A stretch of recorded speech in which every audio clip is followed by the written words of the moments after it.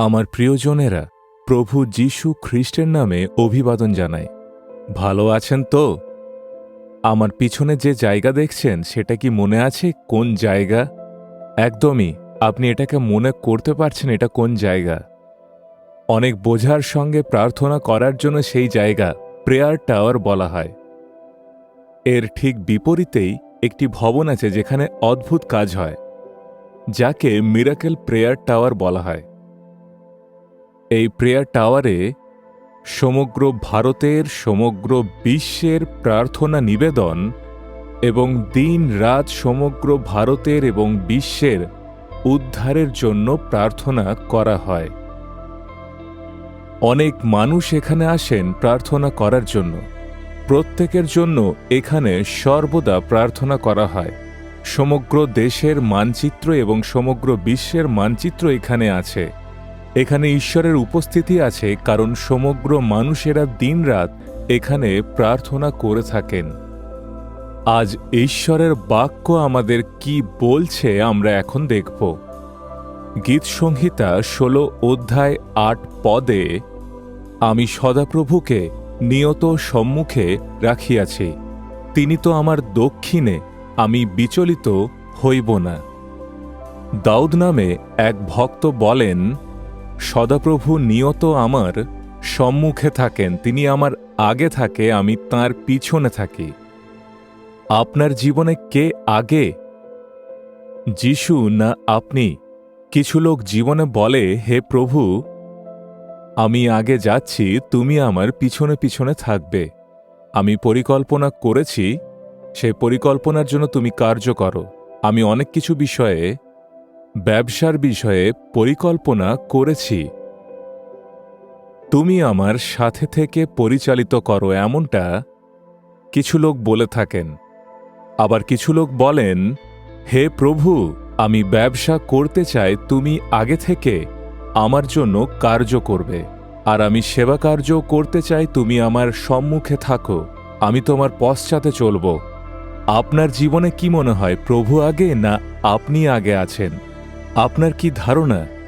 দাউদকে দেখুন, সে ঈশ্বরকে নিরন্তর সম্মুখে রেখেছে। যখন গলিয়াথ তার সামনে ছিল, তখনও সে বলছিল, ঈশ্বর আমার সম্মুখে। তাহলে কি গলিয়াথ ঈশ্বরকে মারতে পারবে, হারাতে পারবে? কেউই তাকে স্পর্শ করতে পারে না।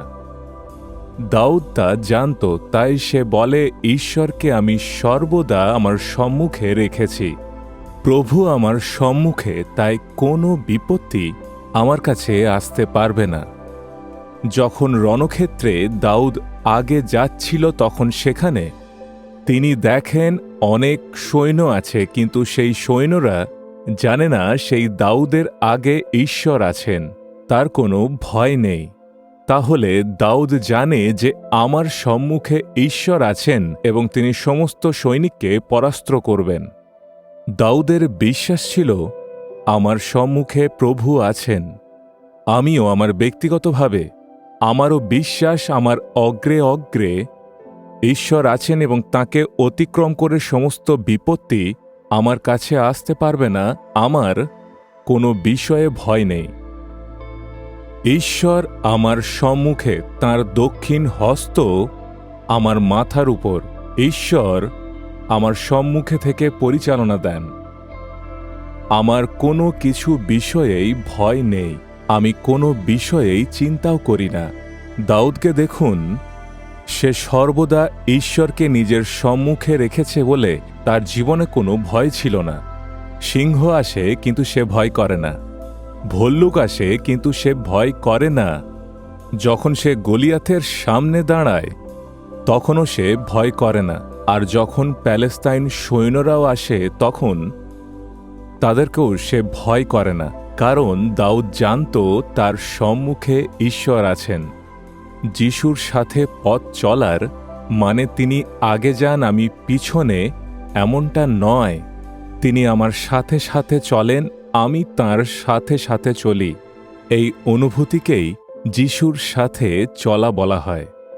যেমনটা একজন পিতা এবং সন্তান চলে, তেমনি ঈশ্বরের সাথে এগিয়ে চলার অনুভূতিতে থাকা উচিত। প্রভু আমার সাথে, ঈশ্বরের সঙ্গতিতে আমি চলি।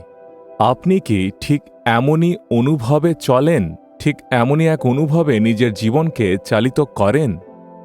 ঈশ্বরের কাছে সেই আশীর্বাদকে চান, যে আশীর্বাদ জগতের সবথেকে বৃহৎ আশীর্বাদ, যে প্রভু যেন আমাদের সাথে সাথে চলেন।